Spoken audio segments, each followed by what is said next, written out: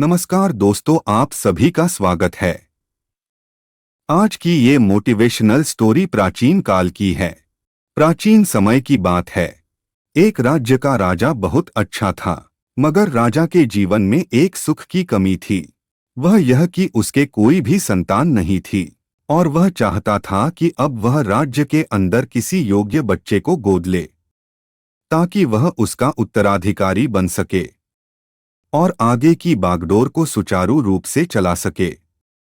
और इसी को देखते हुए राजा ने राज्य में घोषणा करवा दी कि सभी बच्चे राजमहल में एकत्रित हो जाएं। राजा ने सभी बच्चों को पौधे लगाने के लिए भिन्न भिन्न प्रकार के बीज दिए और कहा कि अब हम 6 महीने बाद मिलेंगे और देखेंगे कि किसका पौधा सबसे अच्छा होगा। महीना बीत जाने के बाद भी एक बच्चा ऐसा था जिसके गमले में वह बीज अभी तक नहीं फूटा था, लेकिन वह रोज उसकी देखभाल करता था और रोज पौधे को पानी देता था।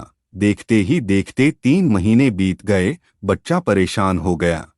तभी उसकी माँ ने कहा कि बेटा धैर्य रखो, कुछ बीजों को फलने में ज्यादा वक्त लगता है। और वह पौधे को सींचता रहा। 6 महीने हो गए। राजा के पास जाने का समय आ चुका था, लेकिन वह डरा हुआ था कि सभी बच्चों के गमलों में तो पौधे होंगे और उसका गमला खाली होगा। लेकिन वह बच्चा ईमानदार था और सारे बच्चे राजमहल में आ चुके थे। कुछ बच्चे जोश से भरे हुए थे क्योंकि उनके अंदर राज्य का उत्तराधिकारी बनने की प्रबल लालसा थी। अब राजा ने आदेश दिया, सभी बच्चे अपने अपने गमले दिखाने लगे, मगर एक बच्चा सहमा हुआ था क्योंकि उसका गमला खाली था। तभी राजा की नजर उसके गमले पर गई। उसने पूछा, तुम्हारा गमला तो खाली है? तो उसने कहा, मैंने इस गमले की 6 महीने तक देखभाल की है। राजा उसकी ईमानदारी से खुश था कि उसका गमला खाली है, फिर भी वह हिम्मत करके यहाँ आ तो गया। सभी बच्चों के गमले देखने के बाद राजा ने उस बच्चे को सभी के सामने बुलाया।